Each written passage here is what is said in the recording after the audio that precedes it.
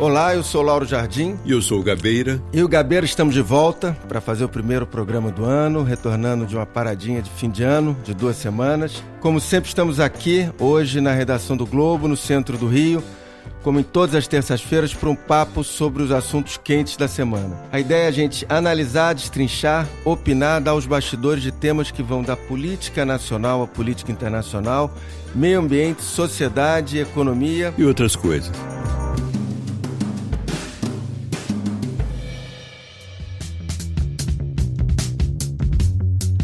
Lauro Gabeira está disponível a partir das 5h30 da tarde das terças-feiras no site do Globo, no Spotify, no iTunes ou na sua plataforma preferida de áudio. Hoje, eu e o Gabeira vamos conversar sobre 2 assuntos. A gente vai falar sobre a crise produzida pelo assassinato do general iraniano Soleimani, o segundo homem mais poderoso do Irã, por ordem do presidente Trump.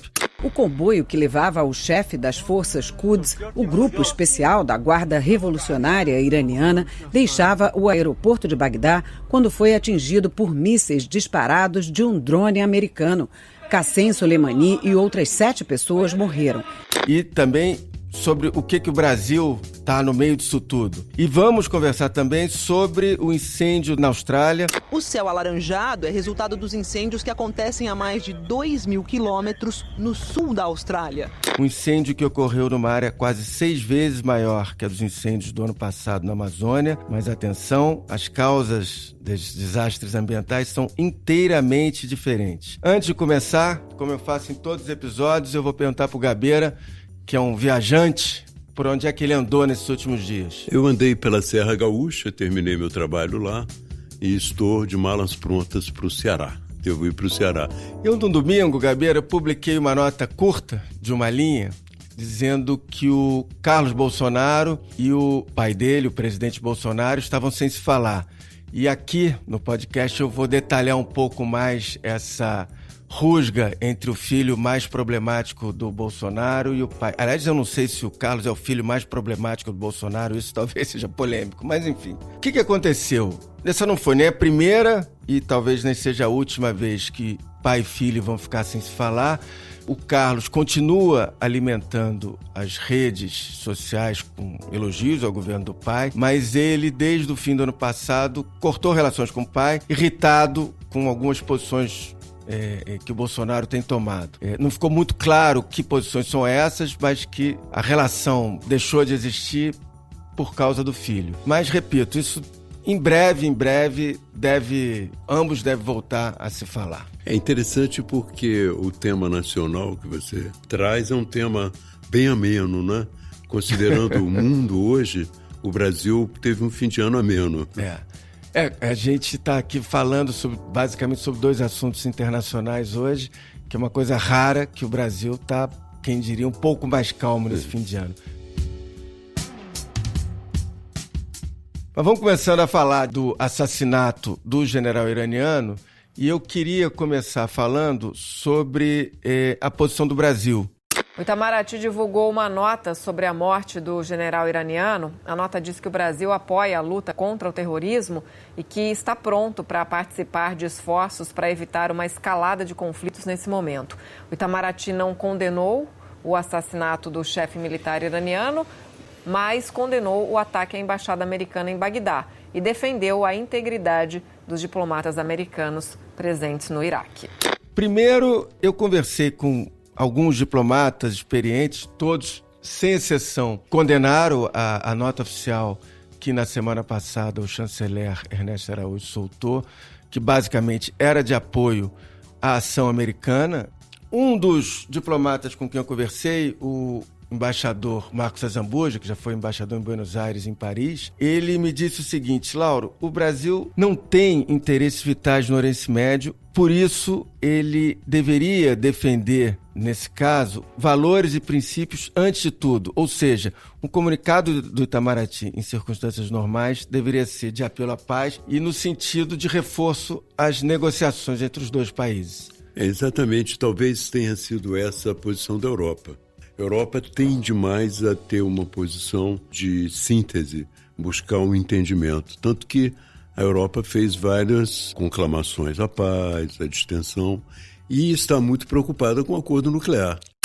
Na Europa, os governos de países como Alemanha e Reino Unido lamentaram e mostraram também preocupação com o anúncio do Irã de abandono do acordo nuclear. Essa decisão poderia abrir caminho para a tentativa iraniana de desenvolver uma bomba nuclear. Mesmo o Boris Johnson fez também, em nome da Grã-Bretanha, um comunicado muito, enfim, nessa linha do que você está falando. É uma pena porque, na verdade, o Brasil podia continuar com essa posição de conclamar paz, de ser de uma espécie de mediador, né? Sim. Mas o Brasil, dessa vez, resolveu tomar uma posição. Aliás, o tema despertou posições muito claras, né, desde o princípio. Não entre os países, mas entre pessoas. Você teve vários julgamentos de valor. Gente que diz, é isso mesmo, tinha que fazer isso, é um atentado. Eu vi vários comentaristas brasileiros dizer, olha, ele é genial, ele está fazendo isso e vai conseguir o que ele quer. Eu vi outros dizendo, não, foi um erro, foi um assassinato, é desnecessário, enfim. Mas isso não é o problema. A grande discussão que eu vejo, porque a gente tem que ter humildade de buscar os especialistas. Sim. A grande discussão que eu vejo entre os especialistas é essa, foi sábio ou não? Essa é a discussão. E muitos deles dizem com toda franqueza, eu não compreendo a estratégia do Trump. Eu não sei porquê, quais são os passos, novos passos que ele quer dar.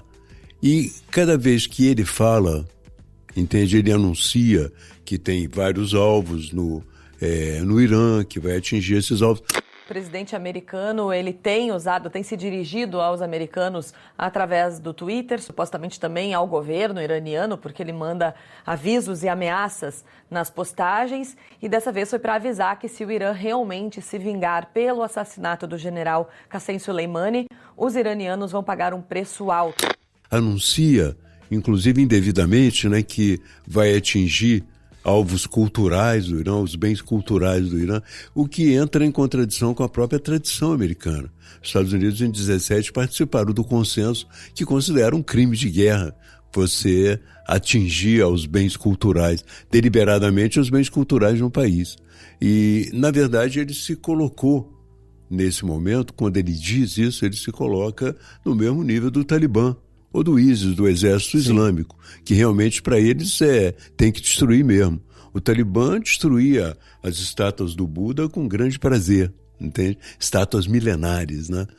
Então, hoje eu vi uma declaração... Os Estados Unidos vai contra, nesse caso, é uma tradição ocidental que, pelo menos da metade do século XX em diante, ficou claríssima para todo mundo. Exato. Hoje eu vi já uma declaração de alguém do Pentágono, no New York Times, não dá o nome, evidentemente, dizendo o seguinte, olha, nós não temos planos de atingir nenhum objetivo cultural no Irã. Quer dizer, o próprio Pentágono se distancia dessa frase do Trump. Pode ser que ele tenha dito de uma forma impensada. Aí eu vou também destruir os bens culturais. Ele não tem ideia do que ele está provocando com isso, né? Ele provoca, primeiro, uma reação internacional necessária, segundo, um movimento internacional de defesa dos bens culturais do Irã. E ele mesmo vai criando uma situação desfavorável. Antes de começar o programa, a gente estava conversando sobre isso e você colocou, quer dizer, quem exatamente o Trump pensa em atingir e em endereçar esse recado? Quer dizer, o que ele ganharia com isso? Porque outros tipos de mensagens insanas do Trump, você entende pelo menos quem ele quer atingir, ou que tipo de eleitor, que tipo de americano ele pode querer atingir com aquele recado. Nesse caso, como você está falando, não dá para imaginar quem gostaria de ouvir isso. Só as pessoas realmente que têm algum problema com a cultura. Mas são minoritárias, eu acho. Pessoas que acham... pessoas que têm problemas com a cultura e preferem se afastar dela. Aliás, aqui no Brasil tem vários hoje no governo, né? Exato. Mas acham que tem muita letra, que tem muita palavra, tá tudo bem. Os livros hoje em dia, como regra, é um montão de amontoado, de muita coisa escrita, tem que suavizar aquilo. Mas chegar ao ponto de dizer assim, olha, vamos destruir esses bens culturais, realmente uma insanidade, né? Uma outra coisa em relação ao Brasil, ontem eu conversei com o ministro com assento no Palácio do Planalto, que me disse que Teve o comunicado do chanceler, mas a partir de agora o Brasil vai ficar, aliás, na expressão dele, pianinho, esperando os novos acontecimentos. Quer dizer, a ideia é que o Bolsonaro e o resto do governo não se manifestem mais para ver o rumo que as coisas vão tomar. Seria interessante isso. Até porque do jeito que ficou, o comunicado talvez tenha resultado no que essa possibilidade do Bolsonaro não poder nem viajar para a Suíça, para Davos, para a conferência como ele estava. Exato, eu acho que é muito sensato, porque depois dessa declaração, nós temos aqui no Brasil, em fevereiro, uma reunião para fixar a posição dos Estados Unidos, uma reunião internacional. E essa reunião realmente vai também atrair, ou vai solicitar medidas de segurança extraordinárias, né, para ser realizada. Então o Brasil começa progressivamente, porque o general, na verdade, ele era o articulador de toda a rede xiita. Sim. E toda a rede de apoio ao Irã no Oriente Médio. Quer dizer, ele tinha influência no Iêmen, ele tinha influência na Síria, ele tinha influência no Líbano, com o Hezbollah, ele tinha influência na faixa de Gaza. Enfim, ele representava todo um grupo. Uma multidão foi às ruas no Irã para homenagear o general Qassem Soleimani. Ele era considerado o segundo homem mais poderoso do país, depois do líder supremo Ayatollah Ali Khamenei.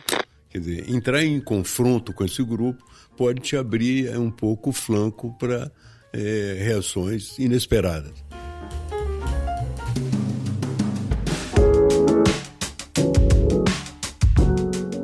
Gabeira, vamos passar agora para os incêndios na Austrália. Antes de te dar a palavra, eu acho fundamental pontuar que esse fogo que atinge agora a Austrália tem causas completamente diferentes do fogo que atingiu a Amazônia a partir de agosto do ano passado. Em todo o país, já são mais de 100 mil focos de queimadas. É o maior número de queimadas em 7 anos. Desse total, mais de 73 mil focos são na Amazônia Legal.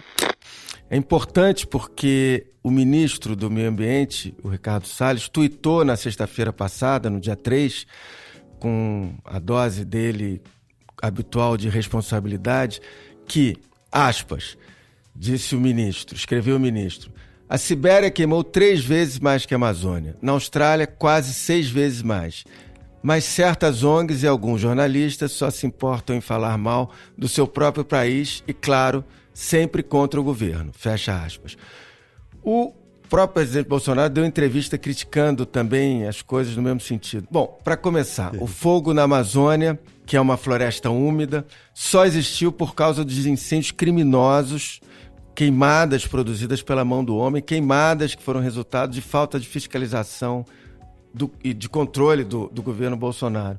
Na Austrália, as florestas são florestas acostumadas, inclusive com fogo, e se regeneram mais rápido. Lá, sobretudo, o fogo de agora é fruto da emergência climática. Então tem toda a diferença. Agora claro. Fala você, Gabeira, que claro, entende do assunto. Claro, é eucalipto, né? O que está queimando, exato. basicamente, nesse momento, é eucalipto. Pode haver outras, mas é o eucalipto. E a Austrália, na verdade, o incêndio é 6 vezes maior que o incêndio brasileiro e 3 vezes maior que o incêndio na Califórnia. Ventos fortes e altas temperaturas que chegaram a 48 graus em algumas regiões têm dificultado muito o trabalho dos bombeiros. Mais de 5 milhões de hectares de terra foram queimados desde o início dos incêndios.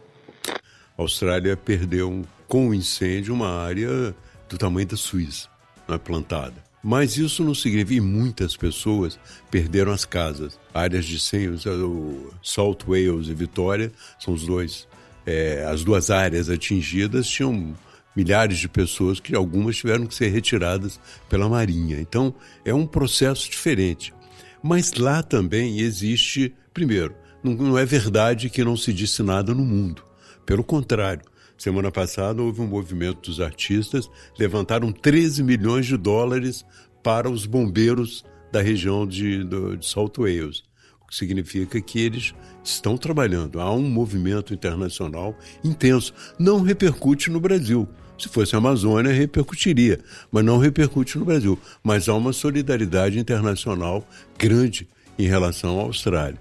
E lá também há uma crítica ao governo, Sim. que não aparece aqui, porque o governo australiano é muito ligado à indústria do carvão, à produção do carvão e do gás. Tanto os conservadores como os trabalhistas. E a imprensa, dirigida pelo Murdoch, também nega o aquecimento global. Então, a verdade é que esse processo, esse sistema australiano, está todo em jogo. Alguém já comparou o que aconteceu lá agora com o que aconteceu com o sistema soviético com Chernobyl. Então, a gente começa a se abalar, porque eles não estavam preparados ou não estavam aceitando a questão do aquecimento global. A Austrália só teve um papel importante, agora eu me lembro no início, no Rio+20, quando ela decidiu realmente proteger seus recifes de corais de Cook. Tem lá uma riqueza grande, uma necessidade de proteger. Mas mesmo eles estão ameaçados lá. E o governo está sob crítica. A população despertou para o fato de que o governo é negacionista em relação ao aquecimento global e não tomou algumas providências necessárias. O primeiro-ministro Scott Morrison visitou nesta quinta-feira regiões afetadas pelas chamas, mas não foi bem recebido por moradores. Muitos afirmam que a atitude do premier foi tardia e ineficiente em relação à dimensão da tragédia. Portanto, o que a Austrália está vivendo, em outras circunstâncias, é parecido com o problema que o governo brasileiro viveu aqui. Só para dar um dado que é impressionante como os governos negam, eu peguei nesses últimos dias no jornal, nesses últimos 3 anos choveu 36% menos que a média do que choveu na Austrália entre 1961 e 1990. Quer dizer, os dados abundam, o que faltam são os governos pararem e aceitarem que há mudanças climáticas. Exatamente. E tem que se preparar. E eu acho que isso... Eu vi agora uma entrevista de um cientista dizendo que nós entramos na era do fogo, que os incêndios serão cada vez maiores, cada vez mais presentes. Isso coloca para o mundo inteiro a necessidade de uma preparação, não só em termos de investimento na sua defesa civil, como em preparação da própria população, entende?